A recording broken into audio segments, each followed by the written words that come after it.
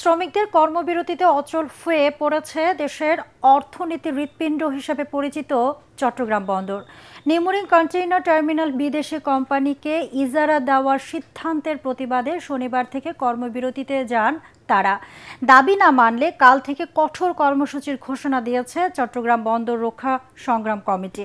এদিকে নির্বাচন ও রোজার আগে এটা পরিকল্পিত কিনা তা খতিয়ে দেখে ব্যবস্থা নেওয়ার নির্দেশ দিয়েছেন নৌ উপদেষ্টা। তিনি জানান, দুবাইয়ের ডিপি ওয়ার্ল্ডের সাথে চুক্তি এখনও নিশ্চিত নয়। রিপোর্টে জানাচ্ছেন মাহবুব কবির চপল। চট্টগ্রাম বন্দরের পাশে সাগরে ভাসছে খাদ্য বোঝাই শত শত জাহাজ, যেগুলোর বেশিরভাগই রয়েছে রমজানের ভোগ্যপণ্য।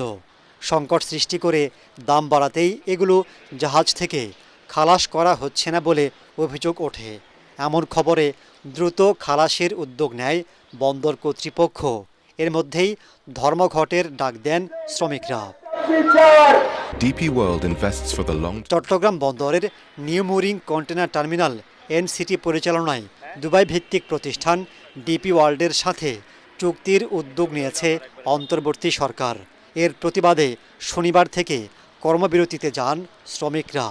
এতে অচল হয়ে পড়ে বন্দর। দাবি আদায়ে কঠোর কর্মসূচির ঘোষণা দেন তারা।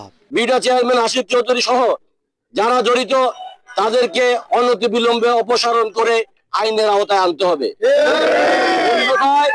চট্টগ্রাম বন্দরের শ্রমিক কর্মচারীরা কোনো অবস্থাতেই সরকারের এই সিদ্ধান্ত মেনে নেবে না। নির্বাচন ও রোজার আগে কর্মচারীদের এই আন্দোলনকে সন্দেহের চোখে দেখছে সরকার।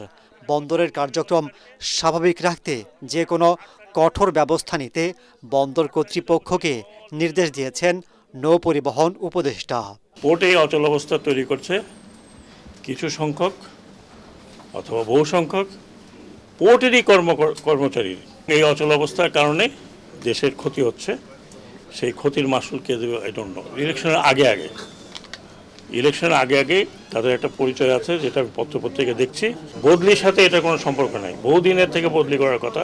তারা যদি কোনো স্বার্থ নিয়ে এগুলো করে তাহলে সেটার জন্য আমি বলতে পারবো না। I have no idea. কিন্তু পোর্টকে বলা হয়েছে পোর্ট যেই ব্যবস্থা নিবে, বিকজ পোর্ট একটি অথরিটি, সেই ব্যবস্থা এই মন্ত্রণালয় সাপোর্ট করবে। এই অবস্থায় ডিপি ওয়ার্ল্ডের সাথে চুক্তি থেকে সরকার সরে আসবে কিনা এমন প্রশ্নের জবাব দেন নৌ উপদেষ্টা। এখনো শেষ হয়নি। যদি ফেভারেবল হয় তাহলে হবে, ফেভারেবল না হলে হবে না। আমার রাষ্ট্রীয় স্বার্থের বিরুদ্ধে আমি অন্তত বা আমরা যারা আছি এমন কোনো কাজ করছি না বা করবে না। তিনি জানান, যেসব জাহাজের মালিকদের বিরুদ্ধে পণ্য মজুতের অভিযোগ উঠেছে তাদের বিরুদ্ধে ব্যবস্থা নেওয়া হবে। সেই জন্য ওদের পিছনে আমরা পড়ে আছি। মাহবুব কবির চপল, ATN বাংলা, ঢাকা। এখনো শেষ হয়নি।